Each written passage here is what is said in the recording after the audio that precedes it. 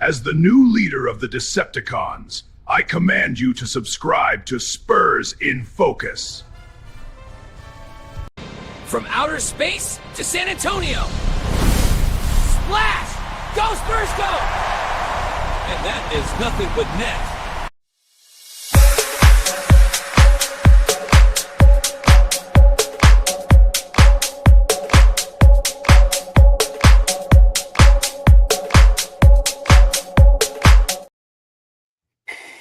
Your San Antonio Spurs are going to the Western Conference Finals to take on the Oklahoma City Thunder.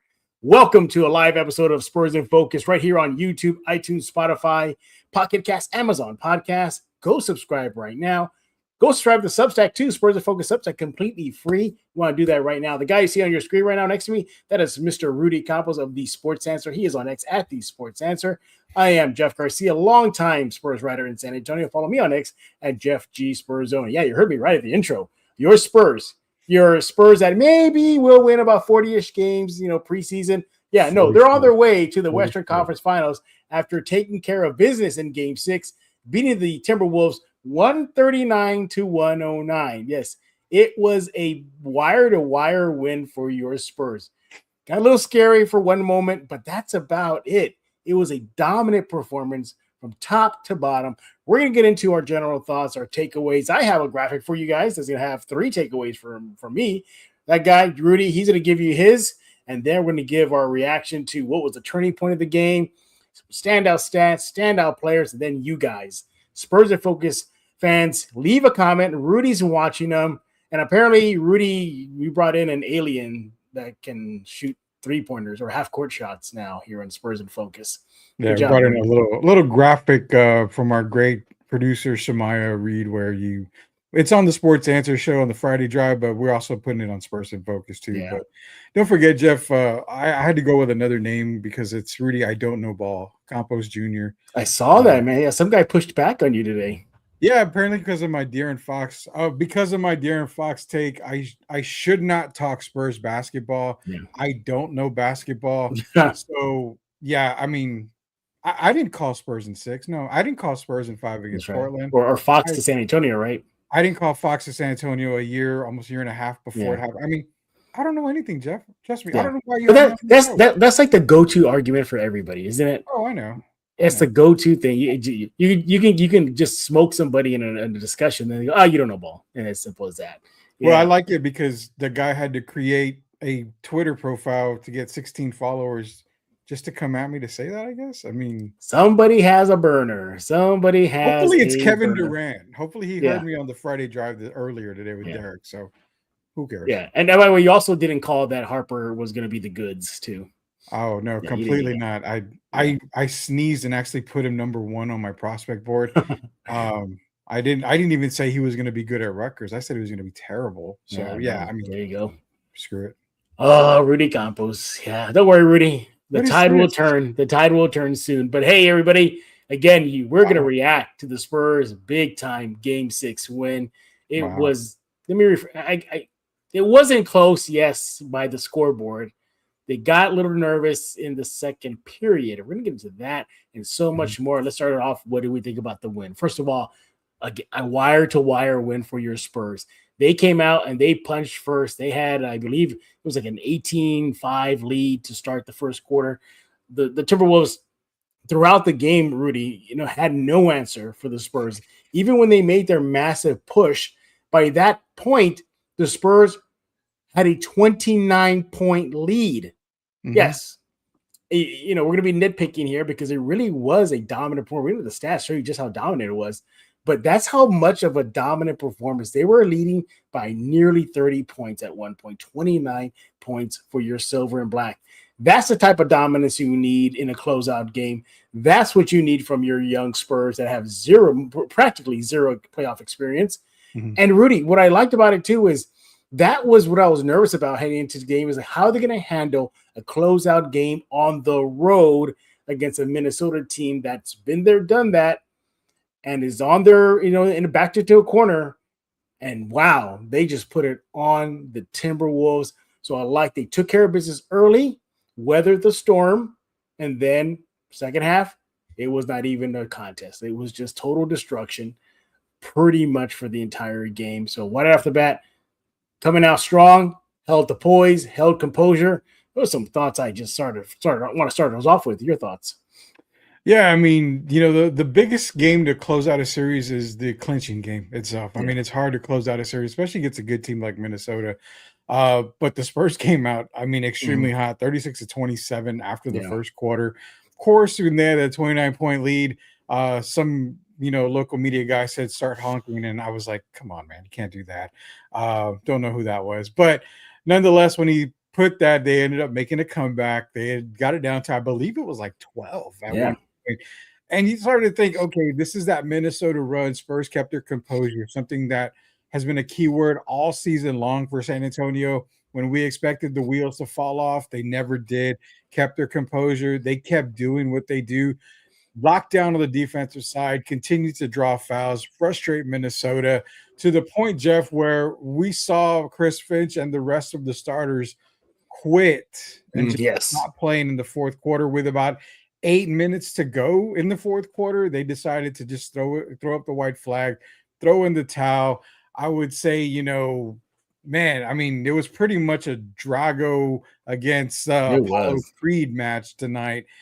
The stats, we're going to get into stats later, but overall, this is the dominance of a Spurs team that is A, focused, and B, I mean, Jeff, again, because I don't know ball, I'm going to mention this. You have to give credit to not just the players, but the coaching staff, man. Yes. This is a coaching staff where Sean Sweeney is probably the most experienced playoff coach. I mean, they have done a remarkable job putting these players in the best possible position to win every single game. They've looked dominant. It's going to be a tough series against OKC, but I'm going to tell you what, this coaching staff is going to make the right adjustments. They're going to capitalize on what they did in the regular season. Congratulations to the Spurs. You beat Minnesota. You are one series away from going back to the NBA Finals. Wow. Yeah, it's amazing. It's amazing. Again, a team that was projected to win about 44, 45, mid-40 range team to start the season, and here they are knocking on the door of the NBA Finals. First, got to get through Oklahoma City. We're obviously going to talk about that on Spurs in Focus this upcoming week and so many more, but a little bit maybe tonight. One other thing I want to talk about the Game 6 win, Rudy, is this. What I saw from this team was a killer instinct, collectively and then individually. Castle was relentless. Wemby was just being Wemby and taking care of business. Harper was being relentless. Carter Bryant was giving that energy and being relentless. This was a team that was looking to punch their ticket to the Western Conference Finals, and they did that. So they had that eye of the tiger. They did. Yeah. Just because you mentioned Drago and Apollo, I had to say, oh, come on, man. Yeah. So they had the eye of the tiger, and it showed. You know that viral photo of Victor at the free throw line in Game 5 and all laser focus? I saw that from the entire team, and during the game, I was saying, I don't see that from Minnesota. Yeah, a little bit from Ant, in the second period, more on that in a bit. But Randall, I'm surprised Minnesota fans are now on the street with pitchforks right now. That's wanting him out of a Minnesota jersey. You didn't get much from Nas. Yeah, you got 18. Nas was just third leading scorer at 18. I mean, Nas Reed's the truth. He's a good guy. But go ahead. Yeah, he is a good guy. But my point is that you didn't see that we're backed into the corner. We got to survive and win mode from Minnesota. And I think the Spurs just pretty much deflated them from the beginning. I think they just deflated them. And if you really look about the series too, most of the Spurs win, probably all the Spurs wins were just destruction. They just left no doubt. And Minnesota had to have things go their way. Wemby, elbow, he's ejected, took advantage of it, they win. Spurs, Fox and Wemby both had bad games in Game 1. They admitted it. And, Minnesota took advantage. So things had to happen for Minnesota more so than the Spurs. But when the Spurs were focused and together and everybody's, playing, they were clearly clearly the better team. There was no doubt about it. This was the better team ultimately. Rudy, I'm surprised this didn't end up in a sweep. I think it should have been a sweep. But let me ask you this, though. No. If we can get into the timeline now, the multiverse, does it change if Dante was playing? That is a very good question. And that's something that Derek and I had kind of talked about. And I'll say this much, it would have made a difference as far as the game being a lot closer. The Spurs still would have won the series no matter what, but you wouldn't see 139-109. I mean, you would have probably saw maybe in the 15, 14-point range and consider that a blowout with Dante DiVincenzo. He makes a difference, Jeff, but he doesn't make enough of a difference to where the Timberwolves had a legitimate shot against San Antonio. I mean, you would have had to have seen a Superman performance by Anthony Edwards, and you really only got that in one game in this series from him. So you would have had to have seen another Superman performance from Anthony Edwards, and that would have given Minnesota a chance. The other guy that Minnesota, really relied on and came through in just about every game is the guy that took an elbow from Wemby, and that's Naz Reid. I mean, he got that big contract. He's the reason why Minnesota is actually one of the better teams in the Western Conference. So Naz Reid did his job. Anthony Edwards did his job for the most part. Yeah, a lot of other guys didn't come to play. But Dante DiVincenzo, he makes a difference, but not as big of a difference as a lot of people would assume. And again, it would have been Spurs in 6. I mean, to be honest, they probably should have been Spurs in 5 with that elbow not happening. You're more than likely seeing Spurs in 5. But thank you, Victor, for the elbow. I got another series right. Spurs in 6. They ended up winning, moving to the Western Conference Finals. Well, I thought you don't know ball, Rudy. You don't know ball. I know nothing about basketball. I mean, we have it in your name too. We can see it. It says Rudy. I don't know. I really hope that Twitter guy is watching, because if I don't know ball, he needs to come on and tell me I don't know ball. I mean, I don't. They won't. They do a lot of this, but they never do anything in real time. Real time. But overall, this was a great win for a young team, for a team that's described as they have no playoff experience, and technically that's true. Sure don't look like it to me. It sure didn't look like to me in a closeout game on the road versus a back-to-back team going to the Western Conference Finals. They look like they have been more postseason than the Wolves did. They really, really did. They just have more talent, more depth. The injury bug didn't hit them as much as it hit Minnesota, whether it be Naz Reid being banged up, Dante being out. Even prior to the game, Shannon was 50-50, questionable, because of a head contusion. So they were just really banged up. And you saw contributions, not only just from the starters for San Antonio, but Luke Cornett just doing a damn good job spelling Victor when he was out. And you didn't really see too much drop off. I mean, he had 4 blocks in the game. And just the defense was still stellar with Cornett. Mentioned Carter Bryant bringing that energy. Everybody chipped in positively whenever the Spurs they had them out there on the court. All right, let me give you my 3 big takeaways here from the game, and I get them on your screen here. So right after, I think we hit it already. He jumped on Minnesota early. I think that was good. They set the tone.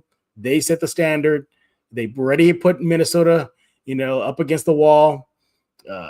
So I'm glad they did that, and again led to the wire-to-wire win. And I like number 2. Let's get into it now. Whether the Minnesota rally. So even though it was a very lopsided game, and the Spurs had a 29-point lead at one point, Minnesota had a furious comeback in the second period going into halftime. Fortunately for the Spurs, they had such a big lead. They can weather that storm. They weathered that rally, had enough cushion. But before we get to number 3, and I think that's a big topic we're going to be talking about, is that still a concern for you going into the WCF, the Western Conference Finals? That this team, the Spurs, allow teams to come back like that. What'd you say? You asking me? Yeah, I'm asking you, yeah. Oh, what'd you ask me? I thought you were still going with the thing. I'm sorry. No, it's okay. No, I'm saying, is this still a concern for you that this Spurs team keeps on showing time and time again they let teams come back? It's concerning, yeah. I mean, so I think I'm more concerned with them allowing teams, I love that Portland series, for getting off to really quick starts and bumping up to 15, 17-point leads. I'm more concerned over that than having a team rally. The Spurs thing is this. Mitch and the coaching staff, they do a tremendous job at calling timeouts at the right position. When they see that San Antonio is struggling to defend, they kind of change up their defense. They kind of make a couple of substitutions, and it has seemed to work all season long. It's not a really big concern for me right now. It's gonna be one of those things where when they play OKC in the Western Conference Finals, if they get up by 14, 15 points, OKC is the second best team in the league, number one overall in the league. But truly, if you think about it, they're still behind the Spurs. If you take what they did in the regular season, San Antonio technically has the better team, I think. And if the Spurs have a 15-point lead against OKC, that is one team that can erase that lead in a matter of a few minutes. So it's not concerning now. It's concerning against OKC. But I will say this team has grown up since the regular season. They are not playing these playoffs like rookies at all. It seems like they've played there, they've been there before, they've experienced, and it just comes down to really, Jeff, it's like we've said, they don't really care what anybody says. They're not worried about anything. Right. If they lose, no big deal. If they lose a lead, if they're up 20, they recoup, they regroup, they come back, and everything's fine again. So I'm not as concerned as probably a lot of other people are. I will be shaking my head and biting my nails if it happens maybe in 2 games in this series, or if it happens in multiple games, then it's a concern. But I don't see it happening. I don't see it happening at all. I mean, I'm going to be real with you. It's hard for me to see it happening in this playoffs. Yeah, it really is. And finally, I think this is kind of like the big story for me is the play of the guards led by Steph Castle. The guards were dominant versus Minnesota. So I got the numbers here, everybody. This is staggering. So for the game, Harper, Fox, Castle combined for 68 points of the Spurs total points to win the game. 139, obviously. So that's nearly half. 20 rebounds combined between the three, 17 assists. They shot 16 of 21 from inside the three-point line. And outside the three-point line, collectively, they go 9 for 13, good for 69%. Rudy, I thought this trio of guards doesn't work. I thought there's only one basketball. It can't work. I thought they can't shoot. Well, in a closeout game, in the playoffs, in the West Finals, semifinals, 69% shooting from the three shot, 76% shooting from inside the three line. They collectively had 3 blocks and collectively were a plus 70. This trio of guards just themselves alone, you practically didn't even need Victor in game 6 because these 3 guys would have handled business. Your thoughts? Absolutely. I mean, I'm not the one that said this 3-guard rotation would have worked. I'm the one that said that you should play all 3 guys at the same time if needed. They would get you off to if these 3 guys started, they would get you off to a very fast start. I posed the question to Derek. You were watching earlier when I said, have you ever seen in NBA history a trio of guards like the Spurs have? None. Nowhere. I said the closest thing that you can get is Mitch Richmond, Tim Hardaway, and Chris Mullin. That is about the closest you have seen. And even at that, these Spurs guards play both ways, defensively and offensively. This is collectively the absolute 100%. And I challenge anybody out there to try to get me on this. You have never seen a trio of guards that this Spurs team has assembled. They are all important. They should all remain with the Spurs. I hear this. I hear the salary cap talk all the time, but Dylan Harper you're getting 4 years of Dylan Harper on a rookie contract. You're going to get another, couple of years of Castle on a rookie contract. But guess what?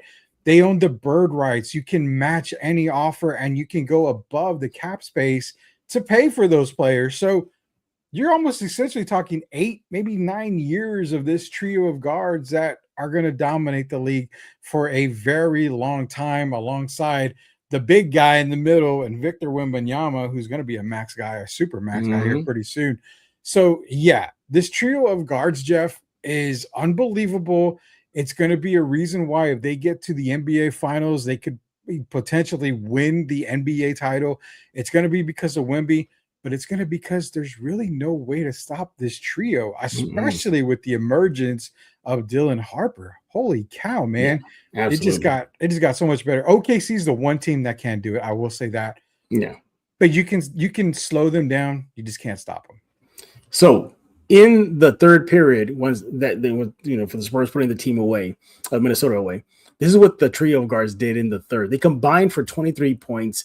They were a plus 26 in the plus minus, 75% shooting from inside the three line, and 66% shooting from the three line, going 4 for 6 collectively. So my goodness, just a dominant performance by the Spurs guards. But if there's one guy that stands out, it's Steph Castle. What a night that he had. 32 points, 11 rebounds, further with the triple-double, 6 assists, plus 28 on the night for San Antonio. And he did all that in just 29 minutes of action. And he only had 2 fouls. Way to go. Way to go, Steph. Good job. And only just 2 turnovers. So that's even good. He played a game. Just wow. And again, in that third period where the Spurs put away Minnesota, he contributed 11 points in the third. Just a balanced effort for him. 19 points in the first half, 13 points in the second half. Just complete and utter, he was the man tonight. And that's what makes the Spurs so deadly. Victor, he had a good game. Yes, we know that, right? But look, it's not all him. It doesn't have to be him all the time. Tonight, it was Castle leading the charge. And then there was Fox. And then there was Harper. And then there was Wemby. This is not a 3-headed snake. This is a 4 or 5-headed snake if it wants to be. You didn't mention Vassell. He could possibly be one of those dragon, triple dragons, King Ghidorah out there style. Yeah, so that's what makes this team so deadly. And if you're Oklahoma City, you got to be sweating this. You got to be sweating this game, upcoming series. But again, more on that later. What do you think about Steph Castle's play tonight?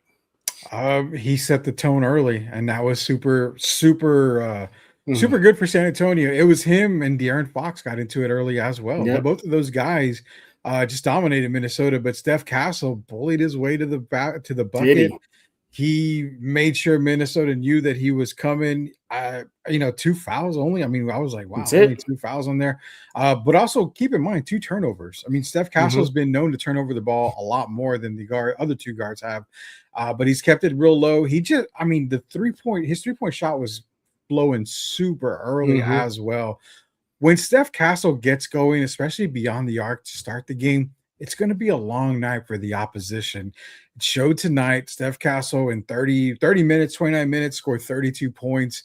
I mean, that's the reason. And you said it earlier. And again, the pushback I got back was from a post that you posted about Termini and Johnson on radio and how they said, De'Aaron Fox is at the bottom of the Spurs totem pole. It's not a bad thing. It's just you don't know which guy is going to be the man with these Spurs. It could be Victor on most nights.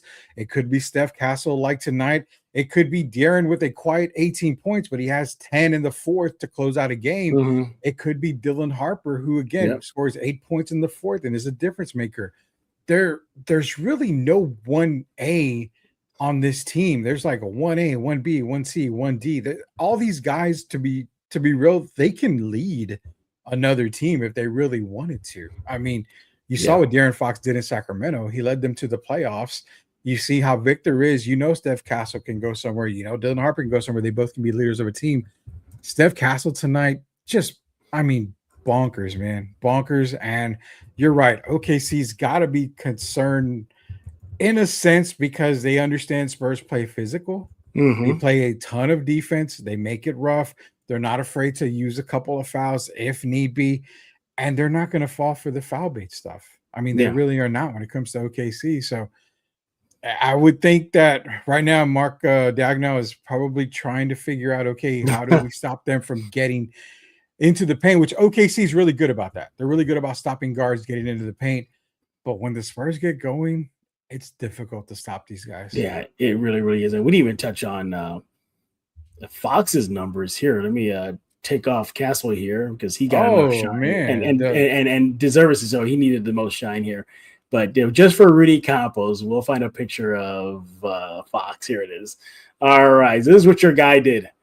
21 points on the night, 4 rebounds, 9 assists in 24 minutes. And get this, Rudy, he did not even play the fourth period because it was well out of hand already. Plus 26 on the night for San Antonio. 1 turnover, 2 blocks, and 1 foul. And went to the free throw line twice, made them both. And 71% shooting from inside the 3 line. Yeah. In the first half, he scored 13 of his 21 points there. So again, and Mitch Johnson said this about the guy you're seeing your screen right now following the win. He said Fox is a stabilizer. Fox is a guy you throw in there when the team needs to be settled down. That he's a calming presence for this team. So, and it proved it tonight because during that rally, the Spurs looked like they were about to get a haymaker. They survived it, but Fox was there. When the Wolves were storming back in that second quarter, he poured in 4 points. It was a +5 in the second quarter, excuse me. And no turnovers. He had a block, went to the free throw line twice, and all that's just helping to stem the tide that was seemingly turning at the point going into halftime. So Fox, getting recognized by the head coach, Mitch Johnson, following the game. Your thoughts? Yeah, I mean, he's not worth $60 million. He's terrible, Jeff. I mean, he's absolutely. But you got to trade him, Rudy. You have to trade him. You have to trade him. If you know ball, you know to trade De'Aaron Fox. Mm-hmm. De'Aaron Fox, I mean, good God, Jeff. 24 minutes. Did he really have a better game than Victor Wembanyama? I mean, that's not possible. That's not possible. I mean, he only had 1 less block than Victor. He had 9 assists, 2 less rebounds, 2 more points. No, in all seriousness, man. Yeah. I mean, De'Aaron is that stabilizer. He's the reason why you made that trade for De'Aaron Fox. You Spurs fans always cried about not having a superstar coming to San Antonio. They get traded for De'Aaron Fox, and he ultimately becomes a whipping boy sometimes. But if you look at his numbers, he doesn't have to score 20 a game. I've been saying that since he got here. He can score 12 points, but those 12 points are meaningful. Yeah. Not every player is going to have a great game every single night. I mean, not everybody's Michael Jordan or Kobe Bryant or whoever. Yeah. So De'Aaron putting in 12 points, it's just the flow of the game is better with him. And remember, I had actually last time we were doing the live, I said, focus on the lineups. When De'Aaron and Dylan Harper play, they play so different when it's De'Aaron and Castle or Harper and Castle. Tonight, when De'Aaron and Harper were on the court together, that's when the Spurs started to get that 12-point lead and started to build it up a little bit more. Castle was not on the court at that time. It was Fox and Harper, 2 guys that get to the basket that can control the game and make it a little bit stable for San Antonio. De'Aaron Fox is definitely a keeper. He's definitely a guy you want on your team. He's growing with this, but get this. You're getting Dylan Harper learning from De'Aaron Fox, a really savvy, good guy, and a great veteran. You can't ask for much more. But yes, I mean, Fox is a stabilizer. Kudos to Mitch Johnson. I mean, he's saying all the right things about De'Aaron. Yeah, one more thing before we get into the team stats and talk about how dominant performance is. Shout out Julian Champagnie. Finally had a pretty good game in a closeout Game 6 versus Minnesota. 18 points on the night. That's well above his series average of about 11.5. Shot the ball 44% from the 3 line, goes 4 for 9. Yeah. Again, well above his series average, 36%, which is still pretty good, but, for him to up it to 44% in the closeout game, that's even better. No turnovers on the night.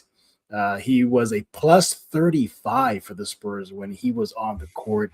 And for the series, he averaged a +12.7. So he really made an impact. Went to the free throw line 4 times and made them all. Just a great game from him. 5 rebounds, 2 assists in 25 minutes.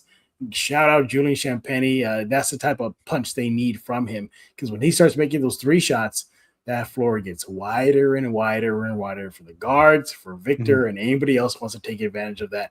Rudy, we've been talking a lot about individual performances, but let's talk about the team now. So the Spurs never lost a period. They won every single quarter in the game, even in garbage time. So they meant business. They closed them out. Way to go, Spurs. All right. But let's focus on that second quarter. Again, we've been kind of dancing around it. 38-34, the Spurs won that period. We kind of hinted already. We talked about already the rally that Minnesota did that scared you. It scared all Spurs fans. Yeah. Do you think the Spurs could survive that type of rally versus an OKC Thunder team? So let's say the Spurs put the Thunder on their heels and then they come charging back.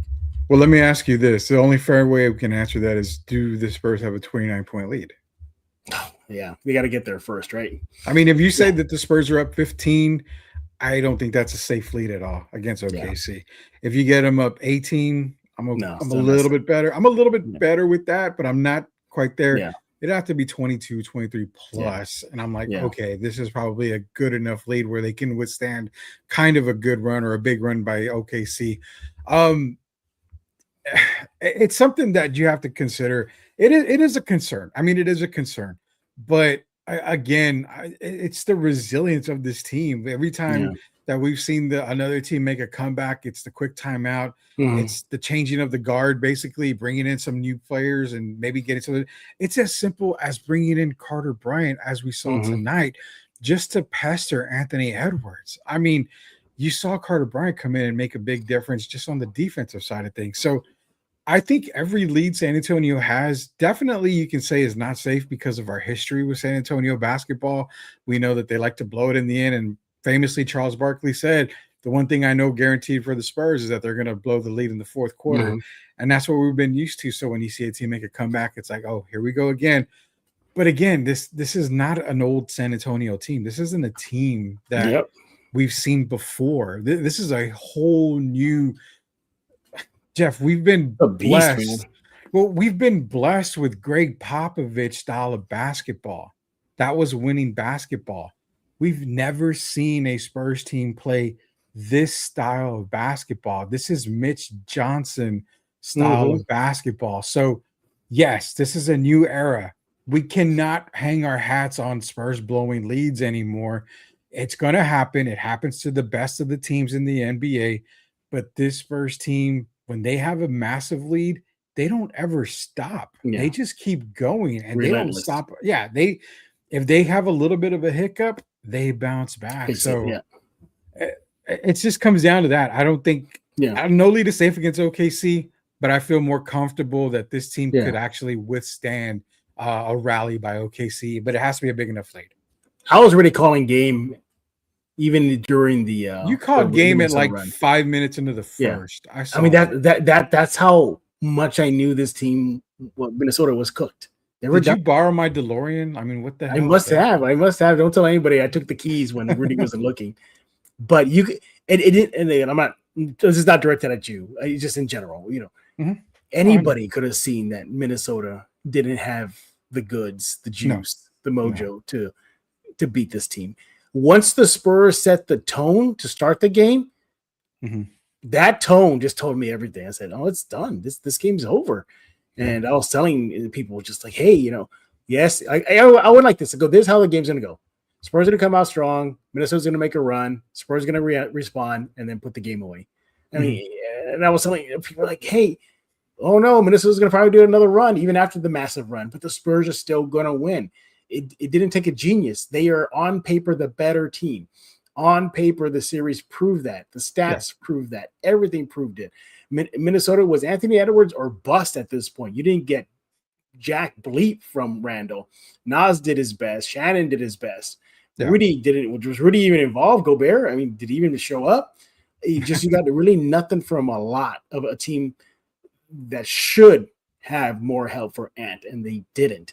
And you could just see just how porous the Minnesota defense was. How many times did Harper just waltz into the lane and score a basket? It was just nothing. Cornette was looking like world versus Minnesota. No offense, Cornette, but yeah, it looked like Cornette was just playing great. Even again, anybody could have seen from the jump. It was done. It was done. I even texted you. I said, "Hey, you know Minnesota's not going to come back from this."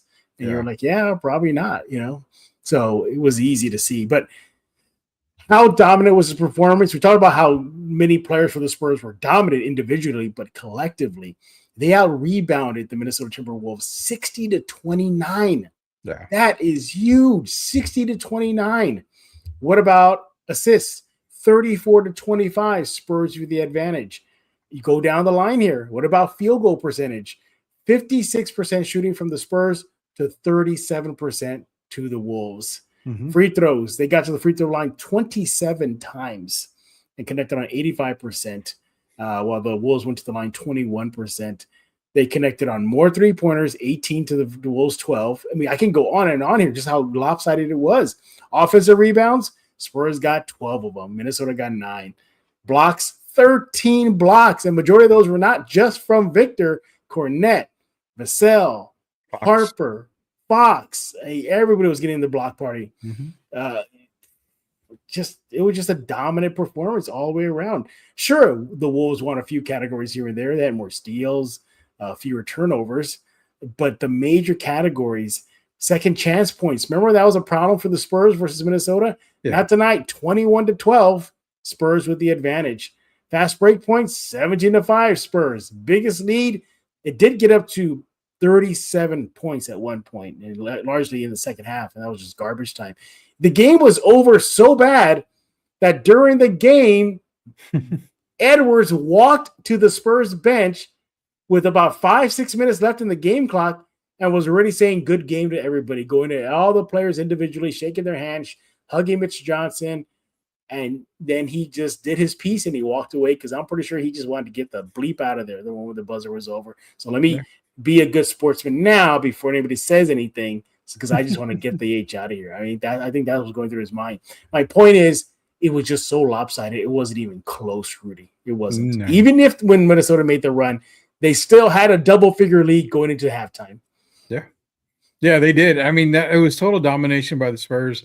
I mean, Minnesota's only chance to win a quarter was that second quarter. It was 38-34 scoring-wise. I mean, Jeff, if I'm going to nitpick one thing, I mean, the Spurs had a couple of turnovers tonight. I think they had 16 tonight, which is almost double what Minnesota had. So, I mean, that's really the only thing. And honestly, those turnovers were just careless mistakes. I mean, stuff you can clean up by just a film session. So, total dominance by the Spurs. I mean, again, I never have seen a team where it's like my largest lead is 37, and then I've never led the entire game. Spurs led the entire game. I mean, the only reason why, if you go to ESPN, it says 98% over 0% on largest lead or percent lead is because it was 0-0 for, to start the game. That's what it is. And that was the closest Minnesota was all night, was like 0-0. So it was a total dominant performance. 3-point shooting obviously is going to be key, especially if you're going into OKC, into that series. Spurs need to shoot the ball. They need to shoot roughly about 44-45% from beyond the arc against OKC to make it tough on them. You got to keep the turnovers down. But yeah, even the fast break point, that stands out to me, because they've been holding them to at least 7 fast break points or less, with the exception of the game 5 where Minnesota had 15. The Spurs still continue to hold Minnesota under 10 fast break points. They held them to 5 tonight. I don't even know if it's domination. I'm wearing my Screaming Chancla hat because, again, they just spanked the crap out of Minnesota. And you and I, being a Mexican heritage, know when the chancla comes out, you're in trouble. It's over. You're done. It's over. Yeah.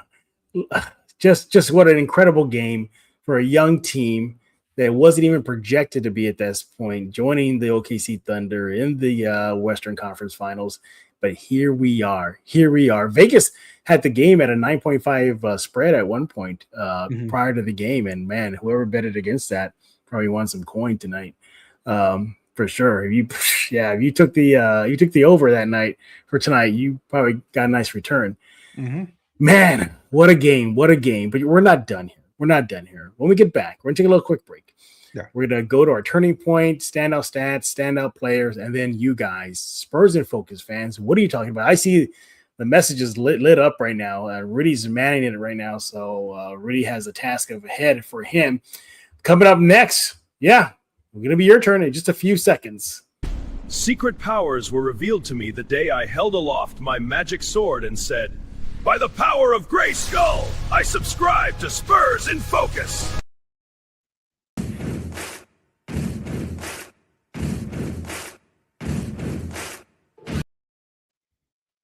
All right, can you take Mumra one-on-one? That's a big boy. A big boy. No, I could not take Mumra. I would die against Skeletor. You know what? There's only one character I know for a fact that I could whoop on, and that would be Cobra Commander.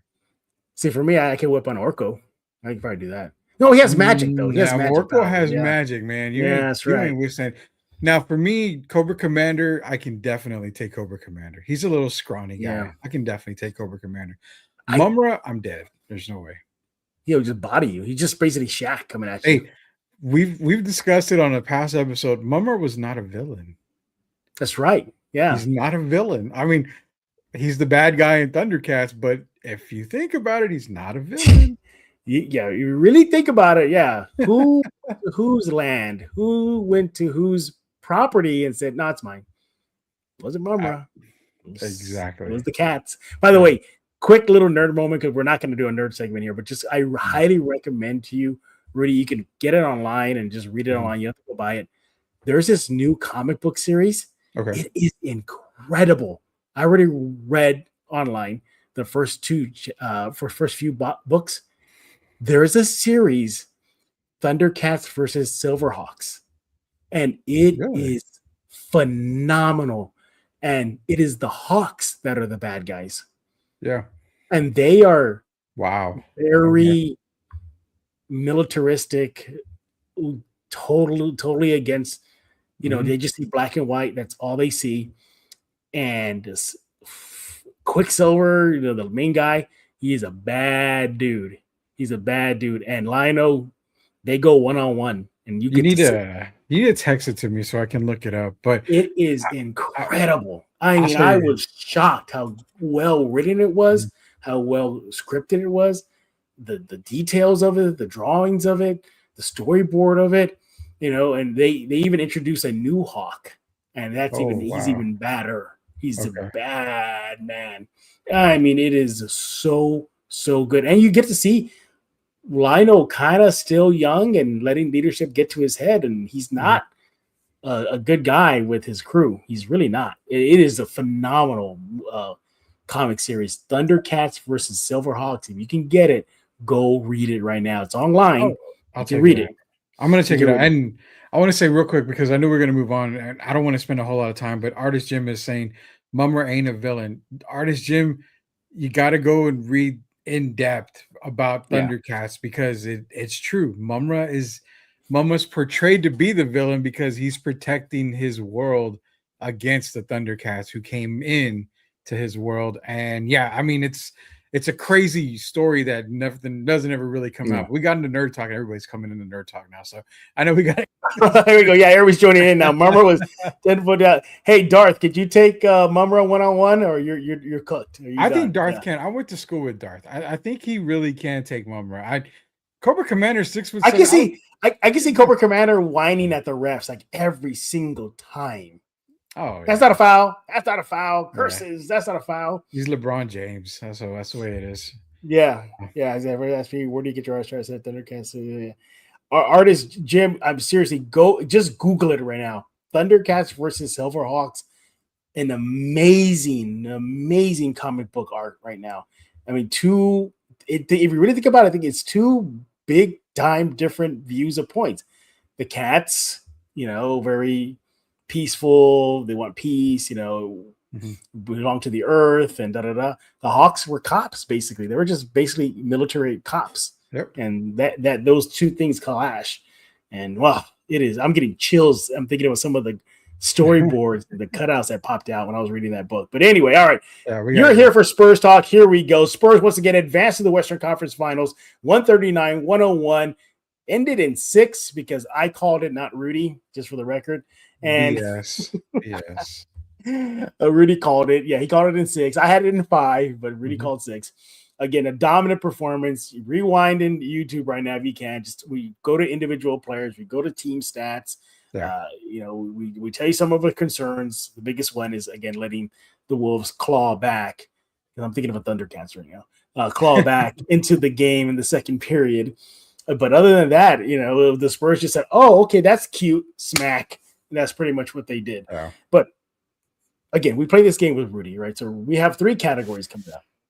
Turning point, standout stats, standout player. He doesn't know which I'm going to pick. So he's kind of like, I have notes. Literally, I have no notes. So I do everything on the fly. Yeah, he doesn't know which one I'm going to press. So he has to think quick. So what's the first one we're going to hit him? Let's find out.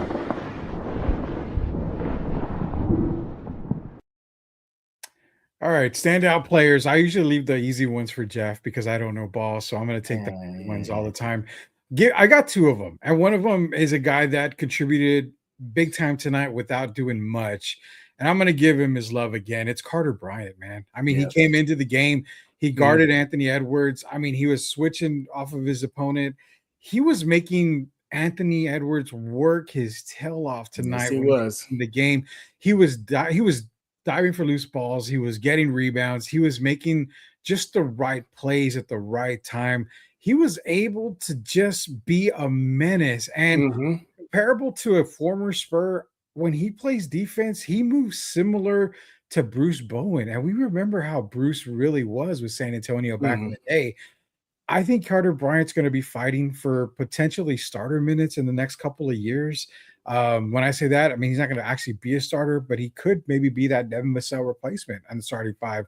But yeah, Carter Bryant in the OKC series, he's going to be huge. He's going to have to be the same way he is a past, especially with SGA, AJ Mitchell. I mean, they've got a lot of guys that Carter Bryant can defend too, as well as maybe even Chet Holmgren from time to time. So that's my first standout player. You probably assumed that I'm going to go with De'Aaron Fox. I always do. That's the easy You're one. defending your guy. Defending your guy. Me and De'Aaron Fox are like best of friends, and we don't even know it yet. He probably supplements the sports answer. Yeah, we're best friends, and he don't even know it yet. No, Derek's more of a best friend to him than I am. But my standout player of the game is the rookie. It's the other rookie. It's Dylan Harper. 15 points off the bench, 5 rebounds, 2 assists. No fear in this kid's eyes ever. I mean, the concern was, the transition to the NBA. Guys, if you've heard me for the last year or so, I've been telling you this is the reason why Dylan Harper was number 1 on my draft board. He was my number 1 prospect because he is that NBA ready. He was ready to go prior to going to Rutgers. He only went to Rutgers because, you got to get a year in college under your belt. Yeah. So he is a player that he's the son of a star in the NBA, Ron Harper, who was one of the better two-way players in the league when he played. And Dylan came into the league ready to play from day one. San Antonio is blessed to have a player like Dylan Harper. Why? Because he was the missing piece to form the best trio of guards this league has ever seen. Let me repeat, ever seen. One NBA player that I've talked to says he can't name another trio of guards that he has ever seen in his years of basketball. So Dylan Harper is my standout player of the game. I think he's going to continue to improve throughout this playoff series. And again, 15 points doesn't seem like a lot, but it's huge because he makes it difficult for his opponents to guard him. Dylan Harper, you are my standout player of the night. Could you throw in, as far as trio guards, that was some of the best? Clyde Drexler, Porter, and Drazen? No. Drazen in Portland was not that good. He didn't get the playing time. Okay. Now, if he would have got the playing time, I could have maybe seen that. It was funny because I asked Derek, and Derek's like, there's nobody. And he goes, I'm even thinking Boston. I'm thinking the Lakers, the obvious ones. He goes, there is nobody, no trio of guards that has ever been assembled the way that these 3 guys play together. None. Yeah. Period. Who was with Mark Price and Steve Kerr? Who am I missing? Craig Elo? It was Craig Elo, Mark Price, and Steve Kerr. Not even close because the defense. These guys, this trio plays both sides of the ball. That's so hard. And we got one mention here, and I'll give this. Jordan, Paxson, and Hodges? No, absolutely not. Never have you seen a trio of guards like Harper, Castle, and Fox. You could never find one that plays both ends of the court and that can dominate a game as well as they do. What about the Thunder's guards? So that would have been the closest one, but you're talking Lou Dort, Alex Caruso, and SGA. Lou Dort is a streaky shooter. Obviously, you throwing McCain in there? No. I wouldn't even throw McCain in there. You can maybe throw AJ Mitchell in there and maybe replace him with either Lou Dort or I'll take out Lou Dort, But even if you go Caruso, AJ Mitchell, and SGA, Jeff, you're you're at a handicap with Caruso. I mean, AJ is not a really good defender either. So I mean, okay, I got one. Bring it on. Stop me if you heard this one. What about Mitch Richmond, Hardaway, and not Drazen, Sharunas? Well, the closest that we've seen is Hardaway, Richmond, and Mullen. That was the closest that Sharunas was a part of that crew. Sharunas was, but Sharunas was. He didn't. I don't think that would have worked. Sharunas was a true power forward. Mullen could have played the two. He played a perimeter though. I mean, he really had a face-up game. He did. That could be a close one. It goes back to Golden State. Golden State had the best assembly of three guys in the backcourt that could make it happen. You can interchange Mullen and Sharunas however you want. That could be the closest, and that was actually the only three guys that I could come up with. And Derek was like, yeah, that's probably the only three that he could come up with too. There's literally no other trio of guards that we've ever seen. So yeah, this is a different Spurs team, man. It's different. It's scary different. It is. It's very scary different. Yeah. Standout players. Well, quick. I know you mentioned Carter Bryant. Just real quickly, he had 3 points on the night. He was a plus 16 for the Spurs in those 13 minutes that he played, and hit a perimeter shot. Again, his 3 points right there. But he had 5 defensive rebounds, 1 offensive rebound, no turnovers. So yeah, he definitely did a good job.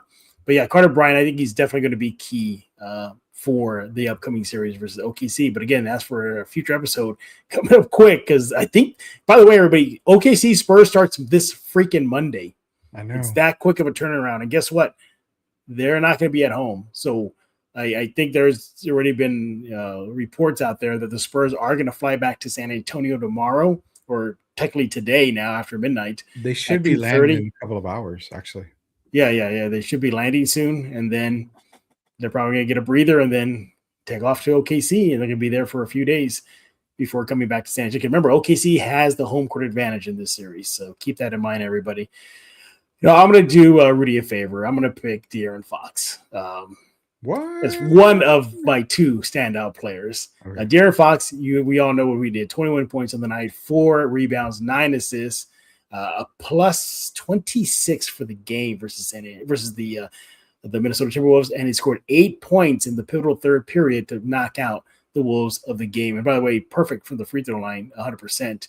So all in all, a great job. By the way, he had an effective field goal shooting of 95%. So keep that in mind. For me, I guess the obvious is obviously Steph Castle, 32 points, 11 rebounds, 6 assists in 29 minutes, a plus 28 for San Antonio. All right, those are pretty easy, but at least we got all 3 of the guards in. So there's that. All 3 of the guards in. All right, so what is Rudy going to be in the hot seat next? Any, mini, miny, mo.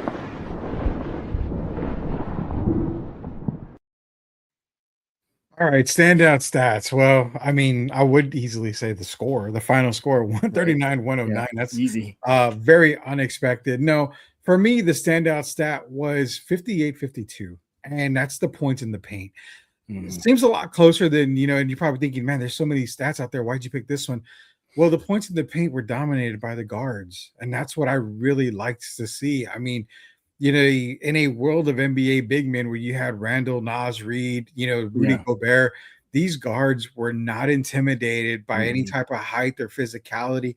They got to the basket. De'Aaron Fox was in the paint majority of the night. Stephon Castle did most of his damage outside of those 3-point shots. He was in the paint most of the night.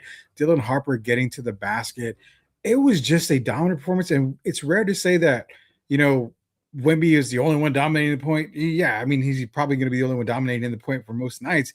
But when your guards are getting to the basket and getting easy buckets, every night's going to be a long night for that opposing team. As you can see with Minnesota, they just could not keep them out of the paint. For me, I picked the points in the paint 58-52 as my standout stat, because I'm going to circle that every single game in the Western Conference Finals. OKC is one, if not the best teams to keep guards out of the paint. So that's my big standout stat. Spurs need to continue it, and that's what I'm going with tonight. Yeah, I got 2 of them for you. We already hit it on the head earlier. Rebounding 60-29 in favor of the Spurs. It was just so lopsided. That tells me they were having the second efforts. They were the ones wanting to control the game. That's total control of the game. Just out rebounding by that type of a margin, 60 to freaking 29. Mm-hmm. That was the final rebounding stats. Total Spurs, and that's even again a team that has Naz Reid, a big boy, Randall, Gobert. So I mean, they just really cleaned the glass versus Minnesota, which I got. It was a little surprising for me for that type of a gap there. I did not expect that at all for the Spurs to be that dominant on the boards. And again, we hit on this earlier, but we got to highlight it again. Standout stat for me, 68. Again, the combined points of Harper, Castle, and Fox for the game. 68 points combined for a plus 70 on the night. Those three guys collectively scored 41 points in the first half and 27 in the second half. So, I mean, you cannot stress that enough, just how potent the stats prove it, these trio of guards are. All right, and then the final one, we already know what it is.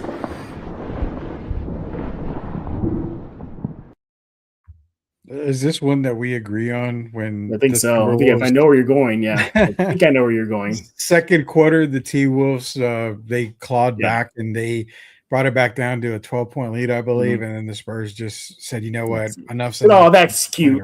Smack. Yeah, that's cute. You know, thanks for showing up here. I'm gonna throw a little bit of a wrench in the turning point here. And that was when De'Aaron Fox went out with that ankle injury. Because I don't know. I mean, but I was also wondering about other Spurs fans because that could have been a turning point, not only in a game, but in a series as well. If De'Aaron Fox goes out with an ankle injury, now you're relying on Dylan Harper and Stephon Castle to play extra minutes and be that more extra. Remember, Stephon Castle can get into foul trouble pretty early. So knowing that De'Aaron was fine, he came back, he ended up finishing the game. That was a turning point for me that he was okay. No problems whatsoever. I'm sure the ankle's going to be sore, but that's kind of one where I thought, okay, that could have been a turning point, not only for the game, but for the series as well. I mean, because if Minnesota clawed back and ended up getting a W and you're without De'Aaron Fox, there's no telling how Game 7 goes. So the 12-point lead that they were able to get to, that was probably the biggest turning point because the Spurs after that, I could have just turned off my TV and just followed the game on ESPN stats. It was that kind of a boring of a game, but I had to get something, and it was that right there.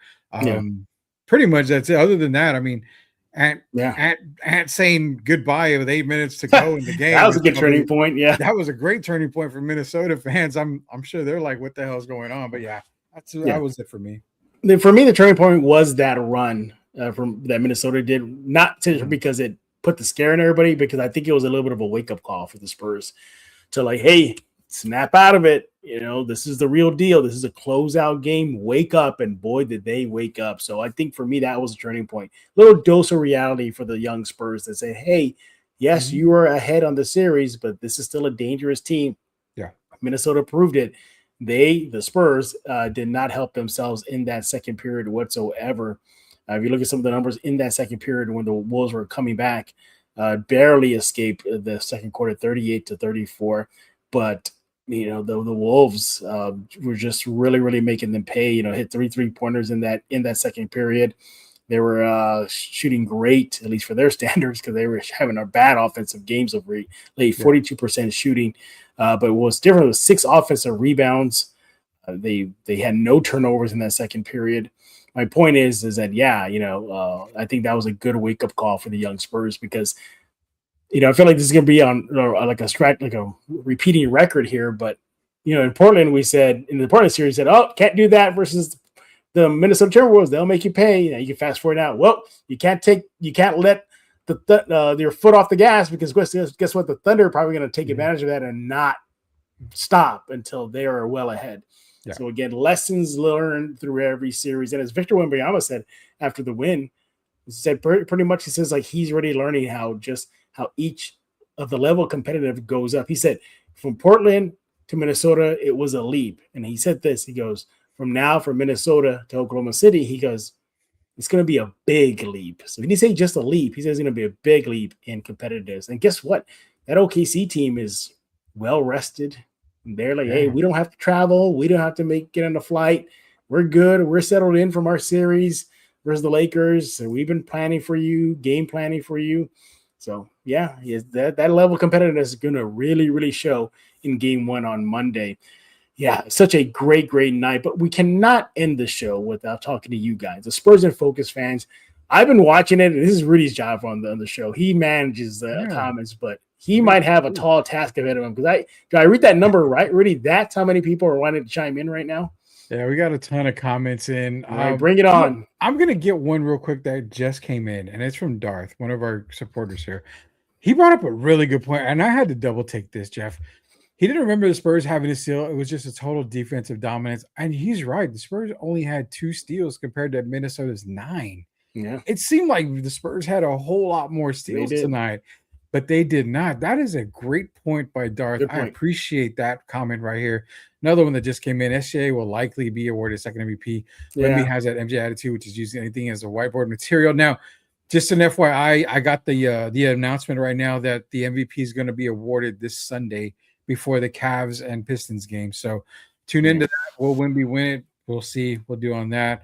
The goodbye was an amazing turning point. That's when we knew it was over. Let me get to the beginning. CV was in here. He says, we made him quit. They did. From the start, according to Tim Gonzalez. This lady's been stalking me for the longest time. Don't marry her. Yeah, you're a meter. Yeah, it's a bad idea. Guys, she's been stalking me forever, at least for the past 20 years. You really don't know what you're talking about. It's in his name, Gina. It's in his name. Don't know basketball. Apparently so, but don't know ball. I think Ant-Man is contemplating Fox's plan and forcing a Wemby Ant-Man pairing. I don't think the Spurs would take on. I don't think so either. And that would be way too much money. You'd have to give up a guy like Harper and Castle for more than like that. The guy's going to have a huge welcome when they arrive at 2:30 in the morning. Gina's back in here says that win was mind-blowing. People are celebrating. Jeff and Rudy, we're heading to the Western Conference Finals. Jacob is saying on to the next. Absolutely. We got a whole lot. Wait, Jacob, are you doing okay overseas? Yeah, he's overseas now. Grading the market. You know what? Grading the market. I got a text earlier that it might go international. I can't believe that. Look at that. We may have an international show here. He showed me some like weird Wemby magazine out in the country that he's in right now. I was like, I started to go, what is that? Because I don't speak the language there, and he had to explain it to what it was to me. Yeah. Well, apparently we might get some grading the market international style. We made Jaden McDaniels look like an all-NBA, no defense. Absolutely. Tim was asking, he says, I want to know from both Jeff and Rudy what pinpoint having you seen Harper improve or grown since his Rutgers days and from his first game against the Mavericks from opening night. So what improvements have you seen from Dylan Harper when he got drafted by San Antonio? And again, his first night as a Spur against the Mavericks. For me, it's just his ability to break down defenses. That's really, really blossomed so much. You know, we all know the game plan, right? What does Harper like to do? Get in the paint. That's all he does. But it's how he is so crafty in the paint, finishing with the left, finishing with the right. And even if he gets jammed up and somebody does stop him, he'll figure a way to dance around you and get the best shot available. So for me, that's been the biggest thing. Yeah, I think for me, you know, considering how I scouted him a little bit and I did his prospect stuff, the biggest thing I had was, and the biggest concern was, could he lead an NBA team? And he's proven that he can. He can lead an NBA team. I know he's just a rookie, but it kind of reminds me of when Tony Parker was given the reins that's a good comparison. To the San Antonio Spurs by Pop. Eventually, you're probably going to give Harper the reins to this team, and he commands this team probably better than Tony did when he took over. I think Dylan Harper biggest question was, okay, you're a point guard, which is the absolute toughest position to play in the NBA because you've got to be in command of everything. And he's done a phenomenal job of that. He's not scared of the big moment. He's proving why he's going to be a superstar in this league. And that was my only concern. And he's passed with it. Yeah, absolutely. I'm with you too. All right. What's the next one we got? Let's see. We got a bunch here. Rudy doesn't even know how to spell basketball. I guess not. Sith is in here. Says, go Spurs, go. Exactly. Go Spurs, go. Dark saying, I can't believe I'm saying this, but OKC has stronger bigs in the post. Yes, Wemby is better overall. What OKC? The Spurs will need to rely on Plumlee more in this coming series. I Great don't know if comment. Plumlee's ready for that. Well, great comment because again, you've got Jalen Williams, you've got Isaiah Hardenstein, and then you've got Chet Holmgren. So you've got three players that are predominantly very good big men. I mean, Chet's probably going to be all NBA this season. The Spurs have Cornette and Wemby. They can use Keldon. They can use Carter Bryant. But do we maybe see an Olynyk or a Plumlee just to kind of maybe just get some fouls somewhere, make it a little bit tougher? And Lou Dort, even though he's undersized, he does play a big position a lot. So he does. I like that comment because there's a possibility we end up maybe the Spurs can sign Mumra. Oh God. Maybe so. Yeah. Silver Wolf, another person he's always been on our shows. I appreciate the support. Says good Spurs evening, gents. Wow, what a game from the entire team. Game 6, as it always is. And let's go Spurs. Could have been a sweep easy. I don't know about the sweep part. I knew Minnesota was at least guaranteed. I think they could have gotten a sweep. I think they could have gotten a sweep. Yeah. Says that they just bowed down to the more superior team. To be honest, OKC does have enough power to stop the Spurs when they're playing. Spurs playing ball, 2 defenders on Wemby, and they still have 3 guards, Vassell and Julius. So, yeah, I mean, OKC is going to be a concern for a lot of teams. There's no doubt about that. They're going to be a major concern. Minnesota had only 5 turnovers. I talked about that earlier, how definitely Minnesota didn't have a whole lot of turnovers compared to the Spurs. The Wolves the West Coast will be on NBC and Peacock, so that'll be good. I have YouTube mentioned it again. Harper goes downhill as in total control. Yeah, and that's the thing with Dylan. I mean, there was nothing. It's very rare when I look in and I do my NBA draft prospects. It's very rare that I look at a player and I say, "There's really nothing I can find to pinpoint as to." Well, that's not going to make him a star in the league. That's not going to make him a star in the league. The only concern I had was the leadership quality at Rutgers that he had. He was able to lead them. If I remember correctly, Rutgers didn't even make the March Madness. So they had a struggle, but I don't think it had anything to do with Dylan. Dylan was injured that entire Rutgers season just about. So it's coming into the NBA. Is he NBA ready? Yes. Is he ready to lead an NBA? Was the only question I have. His playing ability, I mean, the kid was playing man basketball in high school. So there was no concerns for me on that at all. But, yeah, I mean, those are the comments we got, Jeff. And, I mean, again, 320 plus all night. So I'll take it. But let me ask you this. Sure. What am I saying? Ask you. I'll say what I'm feeling. How's that? Why am I feeling like a really good fight's going to happen between these two teams? That's not a very bad feeling. You got I have this feeling like in one of these games, tempers are going to flare up, and here we go. I can see that happening because I think these two teams are going to go at each other, like not literally, but proverbially to try to kill each other on the court. I don't want to. I'm not gonna poop on the parade. I'm not, but I will say that the Wemby elbow on Naz Reid will play an effect with OKC because they saw how the Spurs, they took that elbow and were like, okay, they know that the one thing to get Wemby rattled is to be physical with him. You saw it happen with Naz Reid and Jaden McDaniels. He elbowed Naz Reid, basically took Wemby out of the game. Oklahoma City is a physical team, Jeff, but they are a high basketball IQ, very smart basketball team.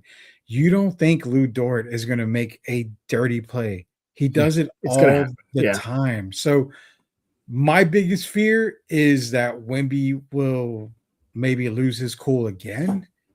And then there you go. There's a series shift if something happens. Because remember, he's not going to get off light this time. There probably would be a suspension. There's definitely going to be a fine.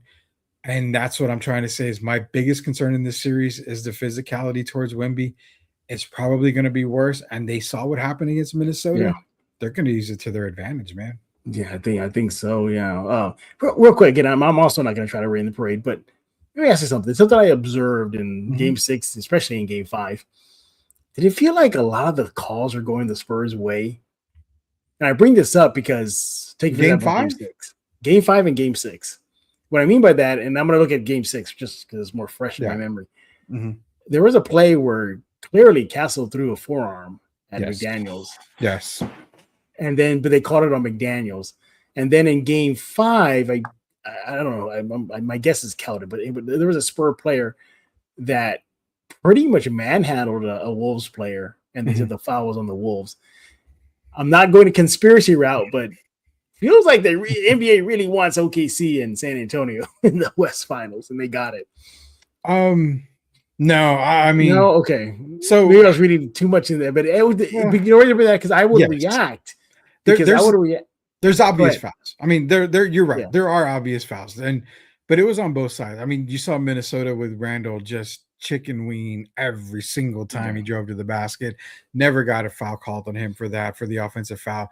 Yes, I do see what you said. There was a lot of missed calls, but as a coach for many, many years, one thing the officials has always told my players was, if you attack the basket and you get physical, we're gonna let it go. I mean, we're gonna let it go. It's basketball. It has to be clear cut, obvious, and it's kind of weird because we complain that we're not getting physicality in the league anymore. Oh my God, it's touch fouls. I mean, but then when physicality happens, we're talking OKC, the floppers. Oh yeah, OKC flopping Thunder. I mean, I know we're gonna get that, but that's what I'm saying. We want more physicality, but then when we get more physicality, you have more players raising their, and even the Spurs do it. They all raise their hands like, "Where's the foul? Where's the foul?" If the ref didn't blow the whistle, get your butt down on the defensive side and play some defense. Who cares if the foul was called or not?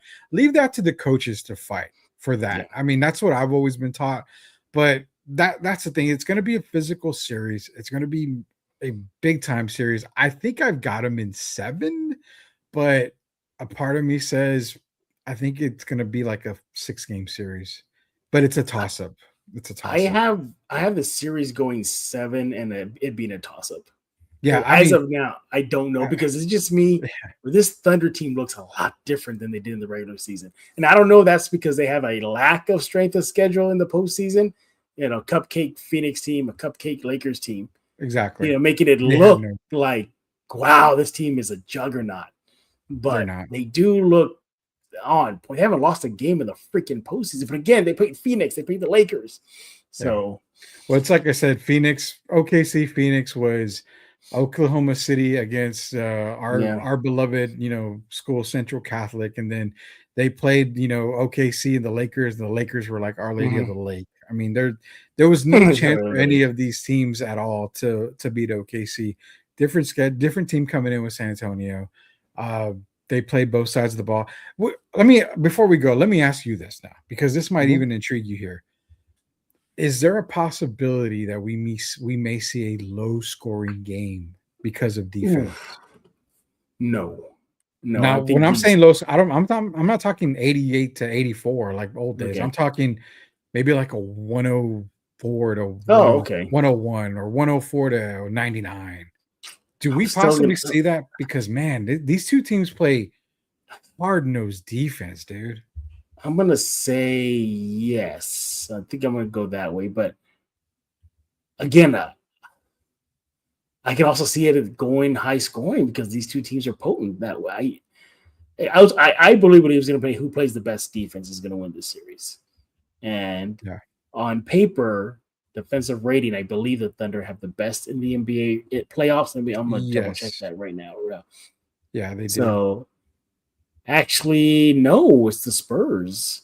Oh, the Spurs have the number 1 defensive rating right now at 103.9. Let me just double check the Thunder here.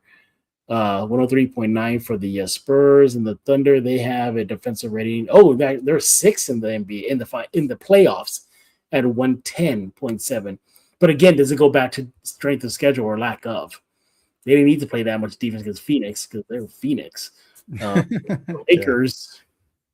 Maybe a little, but not too much. No, I don't know. I don't know. I know the game's Monday, but I think this series goes 7, man.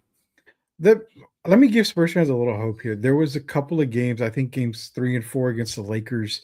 The Thunder did struggle in those games. And there was even I think the early last in game, game right? 2. Yeah, especially the game. last game. They struggled against the Lakers in a couple of those games.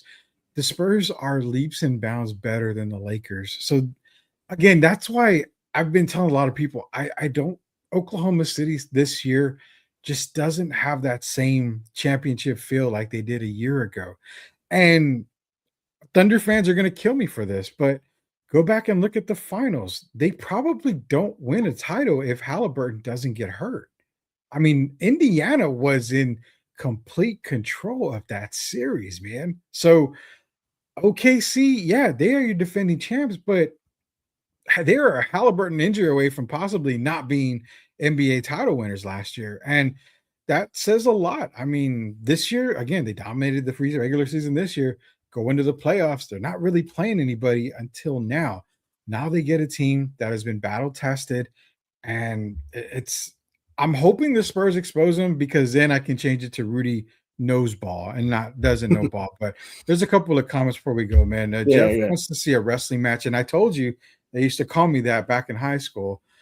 Jeff, booty. I ain't got the Rudy, the booty Campos. That was my name. Austin Williams on X is in here. Congrats, Spurs fans. It's good to see you back on top from a Nuggets fan. Much love, man. You gotta love those Nuggets fans, man. Nikola Jokic, all these guys out there. I really did want to see Joker versus Wemby, though. I was kind of hoping for that. I did too, because I took the Nuggets to win the title this year. Yeah, we know why you wanted it. Yeah, that would have been awesome. I think the Spurs beat OKC at least once at home. OKC, that's a good one. 111, 110, maybe Thunder rusty.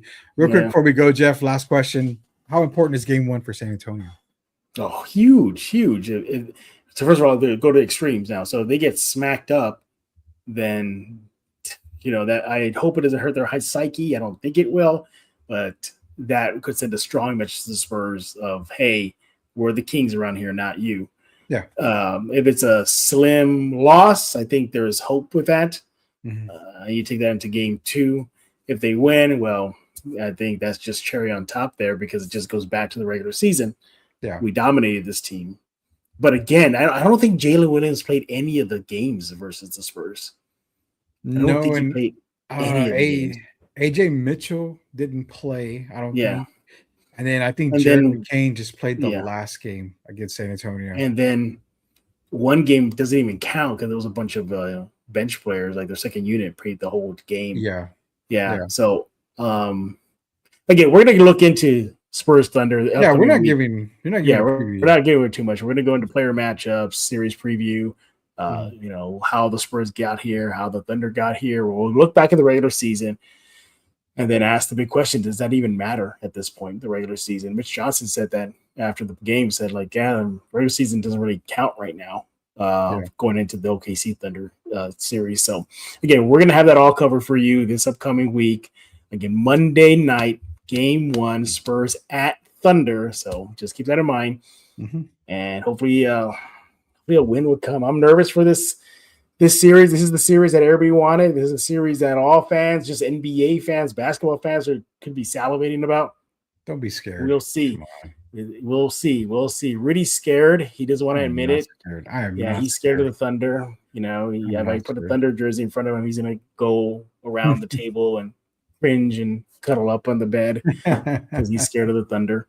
All that good stuff. All right. We have time for one more comment? Sure. Let me see what we got here. We had one. Pick the best one. The best comment. Oh my God. All right. Well, you know what? I mean, we got to all of them. The latest one that came in, I believe the first 4 games will be the visiting team will win. Okay. We got. Oh, you mean wait, what? I guess Spurs win the first 2, Thunder win the next 2. Oh, I see. So Austin's back in here. Says, how do we feel about SGA flopping? Does that very big time. Yeah, that takes out the guards quickly for San Antonio. Or any defender who's on him. Man. Imagine, I can see Castle getting in foul trouble quick. Yeah, and I see that too, but is this a game? This is so tough. And I think I can't really answer about the SGA flopping because we've seen it all year in the past couple of years. It's a reason why he's an MVP. because he gets the free throw line, quadrillion times. But It's a quadrillion. but floppy, man, you're talking about the Western Conference Finals. I don't know if the refs are going to buy into it too much. I think he gets a few calls, but I don't think they really buy into it as much as a lot of people think. I'm just going to go out on a limb there and say they probably don't. Reason why is because, again, you had a superstar like Anthony Edwards, and he didn't get a whole lot of calls against San Antonio. So maybe against OKC, the refs do swallow the whistle again. I don't know. I mean, I really don't know. Yeah. It's tough to say. So yeah, it's going to be an exciting series, everybody. Again, if we didn't get to your comments, we'll definitely get you the next live one. Let's see if you guys really think since Spurs on this. No, the Spurs talk smack if you watch the game. Yeah, Spurs. Yeah, they do. Oh no, sorry. Did they say getting smacked? Okay. Yeah, I think I could probably see that happening at least in one game. Oh, so, I almost expect them to lose by 20 in one game. Yeah, there's going to be a game where it's going to be lopsided. Look, even the mighty Tim Duncan Spurs-led teams got blasted in Detroit in the finals. I mean, absolutely just crushed by the Pistons. So it can happen to those guys. It can happen to these guys. So yeah. Again, great comments, everybody. We appreciate it. We'll be back likely on Monday night after the game. Versus the Thunder. Hopefully the Spurs will win. We shall see. But again, we appreciate y'all staying up late with us after a closeout game. Once again, your San Antonio Spurs. Well, they send the Minnesota Timberwolves on vacation. I wonder where they probably go to Cancun somewhere. I guess it's kind of get to go on vacation. I guess there's that. But this 139-109, your final score. Spurs win the series 4-2. They'll play the Thunder next Monday night in OKC. 7:30 tip on NBC Peacock, so keep that in mind. But we'll be here after the game to talk how things went after game one. Don't forget to subscribe to Spurs in Focus on iTunes, Spotify, Pocket Cast, Amazon Music, YouTube Music, obviously YouTube itself. You want to subscribe right now. We appreciate it. Spurs in Focus, Substack, completely free. You don't have to pay a dime. Go be part of the crew. Just hit subscribe and you're in. A lot of content there. You can find out if you're living in San Antonio, where you can find some of the best freebies, including free pizza after a Spurs playoff win. Go find out right now where you can go cash in on that and so much more. Rudy, I know you're going to be busy at the answer, aren't you? Yeah, man, we've got Spurs in the Western Conference Finals. Definitely talking about that. We'll probably go live for Sports Answer again sometime next week. We may have Jeff on. See if we can get Derek on. But football season, man, I hate to change the channel, but football season's coming up. The schedule just got released yesterday. Well, 2 days ago because it's already tomorrow. But we'll get into all that. I love the Chargers or the Chargers. The Halo theme one was great.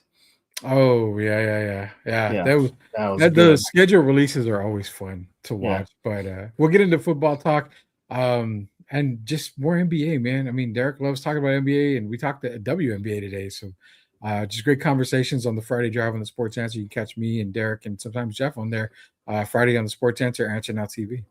Yeah, exactly. Again, follow Rudy on X at The Sports Answer. Probably the best way to catch up on all things that he's got going on right there. Again, that's on X at The Sports Answer. Mr. Campos, we appreciate it for your staying up super late with us here on Spurs in Focus live episode. I'm your host, Jeff Garcia. Make sure to follow me on X at Jeff G Spurs Zone. Once again, YouTube, subscribe right now. We appreciate it. And Substack, go do it and check out all the stuff we have coming up for you. So a lot of stuff we're going to be talking about on the Substack side with Rudy on Spurs in Focus, because we got a Western Conference Finals to talk about Spurs Thunder in the coming days. Stay tuned for that. So for Mr. Rudy Campos, I am Jeff Garcia, and now you're in focus with Spurs in Focus.